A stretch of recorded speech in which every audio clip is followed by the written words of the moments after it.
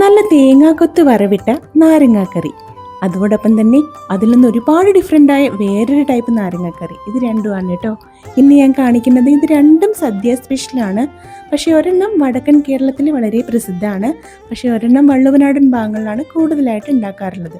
അപ്പോൾ ഈ രണ്ട് നാരങ്ങാക്കറിയും എങ്ങനെയാണ് ഡിഫറെൻ്റ് ആയിരിക്കുന്നത്, എങ്ങനെയാണ് ഉണ്ടാക്കുന്നത്, അതൊക്കെയാണ് ഇന്ന് കാണിക്കുന്നത് കേട്ടോ.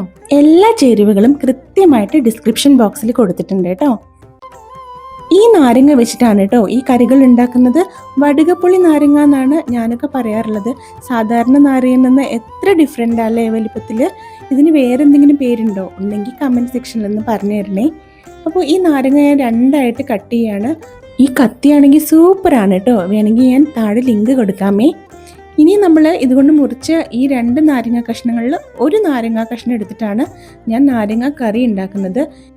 നാരങ്ങ കട്ട് ചെയ്യുന്നത് ഞാൻ ഇങ്ങനെയാണ് കേട്ടോ. ഇതിങ്ങനെ ഒരു സൈഡ് ഇങ്ങനെ സ്ലൈസ് ചെയ്തെടുക്കും, എന്നിട്ട് എല്ലാ സ്ലൈസുകളും കൂടിയിട്ട് അടുക്കി പിടിച്ചിട്ട് പിന്നെ ഒന്നുകൂടി സ്ലൈസ് ചെയ്യുമ്പോൾ പെട്ടെന്ന് പരിപാടി കഴിയും. ചിലരിങ്ങനെ ഓരോരോ സ്ലൈസ് എടുത്തിട്ട് ഇങ്ങനെ കട്ട് ചെയ്യുന്നത് കണ്ടിട്ടുണ്ട്, പക്ഷെ അതിനേക്കാൾ എളുപ്പമാണ് കേട്ടോ ഇത്. നാരങ്ങ കഷ്ണങ്ങളിലേക്ക് പാകത്തിന് വെള്ളം ഒഴിക്കുക, അതായത് നികക്കി വെള്ളം ഒഴിച്ചിട്ട് നമുക്ക് വേവിക്കാൻ വെക്കാം. ഇത് കണ്ടോ, ഞാൻ ഈയിടെ വാങ്ങിയൊരു പ്രോഡക്റ്റാണ് കേട്ടോ. നമ്മൾ കുക്ക് ചെയ്തുകൊണ്ടിരിക്കുന്ന സമയത്ത് കയ്യിലൊക്കെ ഇങ്ങനെ ഇളക്കിയിട്ട് വെക്കാനുള്ള ഒരു സിറാമിക് സ്റ്റാൻഡാണ്. വളരെ ഹെൽപ്ഫുള്ളാണ്, നല്ല ഭംഗിയുണ്ട് കാണാൻ. ഞാൻ ലിങ്ക് താഴെ കൊടുക്കാം കേട്ടോ, വേണ്ടവരൊന്ന് ചെക്ക് ചെയ്ത് നോക്കിക്കോളൂ. നേരത്തെ കഷ്ണങ്ങളാക്കി വെച്ച നാരങ്ങയിലേക്ക് നമ്മൾ 1 ടീസ്പൂൺ മഞ്ഞൾപ്പൊടിയും 2 ടീസ്പൂൺ മുളക് പൊടിയും ചേർത്തിട്ട് പാകത്തിന് ഉപ്പും ചേർത്ത് ഇളക്കി വേവിക്കാനായിട്ട് വെക്കുകയാണ് കേട്ടോ. അതിലേക്ക് കുറച്ച് പുളിവെള്ളം കൂടി ചേർക്കണം. ഞാൻ ഒരു ചെറുനാരങ്ങ വലുപ്പത്തിലുള്ള പുളി പിഴിഞ്ഞിട്ട് ആ വെള്ളം ചേർത്തിട്ടുണ്ട് കേട്ടോ. ഇനി അവിടെ കിടന്ന് തിളക്കട്ടെ. ആ സമയത്ത് നമുക്ക് കുറച്ച് കാര്യങ്ങൾ ചൂടാക്കാനുണ്ട്. ചീനച്ചട്ടിയിലേക്ക് ഞാൻ 2 ടീസ്പൂണോളം ഉലുവയും 2 ടീസ്പൂൺ കടുകും ചേർത്ത് ഡ്രൈ റോസ്റ്റ് ചെയ്യുകയാണ് കേട്ടോ. ഇതിലിങ്ങനെ ഉലുവയും കടുകൊക്കെ ഇങ്ങനെ മൂത്തിട്ട് കടുക് ഇങ്ങനെ പൊട്ടി തുടങ്ങും. ആ സമയത്ത് തീ ഓഫാക്കുക, എന്നിട്ട് ഇത് തണുക്കാനായിട്ട് വെക്കുക. തണുത്ത് കഴിഞ്ഞാൽ നമുക്കിത് പൊടിച്ചെടുക്കാം. ഇവിടെ നാരങ്ങ നന്നായിട്ട് തിളച്ച് തുടങ്ങിയിട്ടോ. നാരങ്ങ ഒന്ന് ചെറുതായിട്ട് വെന്ത് കിട്ടണം. പിന്നെ ആ ചട്ടിയിൽ ഇരുന്നിട്ട് തന്നെ ബാക്കി വേവലായിക്കോളും. എത്രത്തോളം വേവണം എന്നൊക്കെ പറഞ്ഞു തരാം കേട്ടോ. ഇനി ഈ സമയത്ത് ഞാൻ ഇതിലേക്ക് കുറച്ച് ശർക്കര ചേർക്കുന്നുണ്ട്.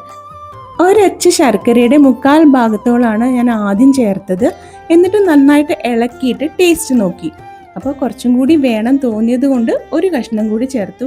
ഏതാണ്ട് ഒരു മുഴുവൻ ശർക്കരയും പിന്നെ കുറച്ച് ശർക്കര എക്സ്ട്രാ കൂടി ചേർത്തിട്ടുണ്ട് കേട്ടോ. അപ്പോഴാണ് കറക്റ്റ് ആ ഒരു പുളിയും കയ്പും ഒക്കെ ഒന്ന് ബാലൻസ് ആയി വന്നത്.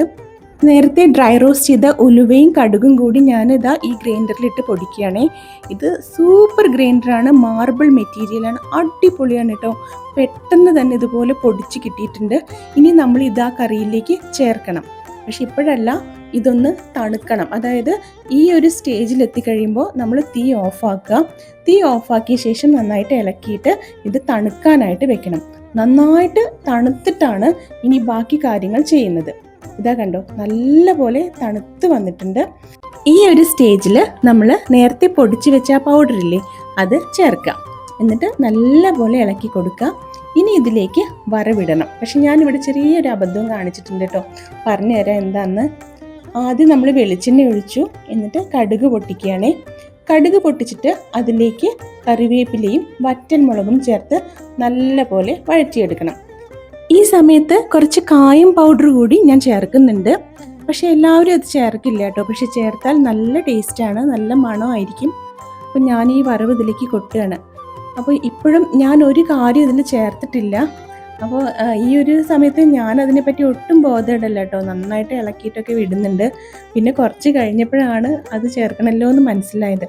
അത് എന്താണെന്ന് പറഞ്ഞുതരാം. പക്ഷേ ഈ സ്റ്റേജിൽ തന്നെ കഴിക്കാനൊക്കെ ടേസ്റ്റ് ഉണ്ട്. പക്ഷെ അതുകൂടി ചേർത്ത് കഴിഞ്ഞാൽ ഒരു സ്പെഷ്യൽ ടേസ്റ്റ് കൂടി വരും. കണ്ടോ, നമ്മുടെ നാരങ്ങക്കറിയുടെ കൺസിസ്റ്റൻസി ഇങ്ങനെയാണ്. വല്ലാണ്ട് അങ്ങനെ കുറുകി വറ്റി ഇങ്ങനെ ഡ്രൈ ആവരുത്, ഇതുപോലെ ആയിരിക്കണം. ഇങ്ങനത്തെ കറികളൊക്കെ മാക്സിമം മൺചട്ടിയിൽ തന്നെ ഉണ്ടാക്കാനായിട്ട് ശ്രമിക്കൂ കേട്ടോ. ഇനി നമുക്ക് മറന്നുപോയ ചേരുവ ചേർക്കാം.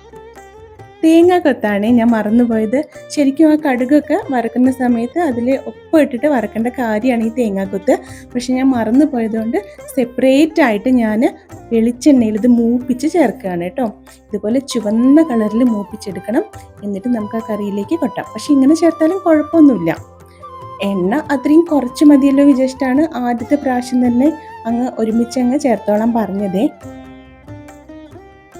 അങ്ങനെ നമ്മുടെ അടിപൊളി നാരങ്ങക്കറി റെഡിയായി. ഇത് വടക്കൻ കേരളത്തിലാണ്, അതായത് കണ്ണൂർ, കാസർഗോഡ്, കോഴിക്കോട് ആ ഭാഗങ്ങളിലൊക്കെ ഈ ടൈപ്പ് നാരങ്ങക്കറി കാണാറുണ്ട്. ഇനി അടുത്ത ടൈപ്പ് നാരങ്ങക്കറിയാണ് കേട്ടോ ഇനി ഉണ്ടാക്കുന്നത്. അതിലേക്ക് ഇതുപോലെ കുറച്ചും കൂടി നൈസായിട്ട് നാരങ്ങ കട്ട് ചെയ്തെടുക്കണം. ഈ കട്ട് ചെയ്ത നാരങ്ങ മുഴുവനായിട്ട് ഞാനൊരു ബൗളിലേക്ക് മാറ്റുകയാണ് കേട്ടോ. ഇത് വള്ളുവനാടൻ ഭാഗങ്ങളിലാണ് കേട്ടോ കൂടുതൽ കണ്ടുവരുന്നത്. ഇനി ഇതിലേക്ക് ഞാൻ 3 പച്ചമുളക് വട്ടത്തിൽ അരിഞ്ഞ് ചേർക്കുന്നുണ്ട്.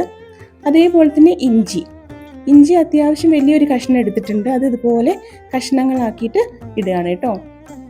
ഇത് രണ്ടും ആ നാരങ്ങയുടെ കൂടെ മിക്സ് ചെയ്യാം. ഇനി ഇതിലേക്ക് ആവശ്യത്തിന് ഉപ്പ് കൂടി ഈ സ്റ്റേജിൽ ചേർത്ത് കൊടുക്കുക. ഇനി നല്ലപോലെ ഇളക്കിയിട്ട് നമ്മൾ കുറച്ച് നേരം ഒന്ന് റെസ്റ്റ് ചെയ്യാൻ വെക്കണം. ശരിക്കും ഇത് തലേന്ന് ഇതുപോലെ മിക്സ് ചെയ്തിട്ട് അടുത്ത ദിവസമാണ് കൂട്ടുകളൊക്കെ ചേർത്ത് മിക്സ് ചെയ്യാറുള്ളത് ചിലർ. അങ്ങനെ ചേർക്കുമ്പോൾ കുറച്ചും കൂടി ടേസ്റ്റാണ് കേട്ടോ. കുറച്ച് നേരം റെസ്റ്റ് ചെയ്ത ശേഷം നമ്മൾ ഇതിലേക്ക് മുളക് പൊടി ചേർക്കുകയാണ്. ഇതിൽ മഞ്ഞൾപ്പൊടി ചേർക്കുന്നില്ല. ആവശ്യത്തിന് മുളക് പൊടി ഞാനൊരു 1.5 ടേബിൾ സ്പൂൺ മുളക് പൊടി ചേർത്തിട്ടുണ്ട്. ഇനി വെളിച്ചെണ്ണയിൽ കടുകും കറിവേപ്പിലയും വറ്റൽമുളകും മൂപ്പിച്ചിട്ട് തീ ഓഫാക്കുക. അതിനുശേഷം ആ ചൂടായ എണ്ണയിലേക്ക് കായം പൊടിച്ചതും ഉലുവ പൊടിച്ചതും ചേർത്തിട്ട് മിക്സ് ചെയ്യാം. ആ ചൂടായ എണ്ണയിൽ തന്നെ അത് മൂത്തോളും. ഇനി ഇത് നമുക്ക് നേരത്തെ തയ്യാറാക്കിയ നാരങ്ങ മിശ്രിതത്തിലേക്ക് ചേർക്കാം. ഇനി നല്ലപോലെ ഇളക്കി കൊടുക്കാം കേട്ടോ. ഇതിൽ നമ്മൾ വേറെ വിനാഗിരി അങ്ങനെയൊന്നും ചേർക്കുന്നില്ല. ഈ നാരങ്ങയുടെ പുളി തന്നെ ഇറങ്ങി വന്നോളും. പക്ഷെ കുറച്ച് കയ്പ്പുണ്ടാവും കേട്ടോ. കണ്ടോ, ഇങ്ങനെ ഇരിക്കും ഇപ്പോൾ ഈ നാരങ്ങക്കറി. പക്ഷേ ഇത് ഞാൻ കുറച്ച് നേരം ഒന്ന് അടച്ചു വെക്കുകയാണേ. അപ്പോൾ തനിയെ അതിൽ നിന്ന് വെള്ളം ഊർന്ന് വരും. കണ്ടോ, ഒരു ഗ്രേവി പോലെ വെള്ളം വന്നിട്ടുണ്ട്.